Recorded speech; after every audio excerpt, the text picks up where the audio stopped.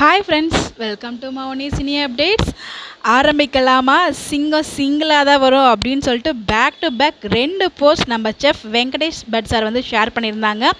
So அவங்களோட Sun டிவியில் வரப்போகிற மாஸ்டர் செஃப் அந்த ஷோக்கான டப்பிங் அண்ட் அந்த ஷூட்டிங் ஸ்பாட்லேருந்து 2 அப்டேட் வந்து கொடுத்துருந்தாங்க. ஃபர்ஸ்ட் டைம் வந்து பார்த்திங்கன்னா ஆரம்பிக்கலாமா அப்படிங்கிற ஒரு கேப்ஷனில் வந்து கொடுத்துருந்தாங்க இந்த ஃபோட்டோவை ஷேர் பண்ணி. அடுத்த டப்பிங் ரூம்லேருந்து சிங்கம் சிங்கிளாக தான் வரும், நீங்கள் சொல்லிட்டீங்க, நாங்கள் ஆரம்பிக்கிறோம், தனி வழி அப்படின்னு சொல்லிட்டு நம்மளோட ஃபேவரட்டான பட் சார் வந்து அப்டேட் கொடுத்துருந்தாங்க. ஸோ எல்லாருமே கண்டிப்பாக குக் வித் கோமாளி ஃபேன்ஸ் வந்து செஃப் வெங்கடேஷ் பட் சார் வந்து மிஸ் பண்ணுவாங்க.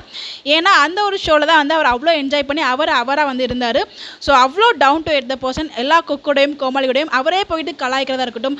ஸோ அவ்வளோ ஃபன்னாக வந்து நம்மளை என்ஜாய் பண்ண வச்சார் குக் வித் கோமாளி. பட் எனிவேஸ் அவர் அடுத்த லெவலுக்கு மூவ் ஆகிறதுனால வந்து அந்த ஷோலேருந்துமே குவிட் ஆகிட்டாரு. ஸோ இந்த இடத்துல இவங்க வந்து பார்த்தீங்கன்னா சன் டிவியில் வரப்போகிற மாஸ்டர் செஃப்பில் தான் வந்து கமிட் ஆகிருக்குது. நமக்கு அப்டேட்ஸ் கிடச்சிருக்கு.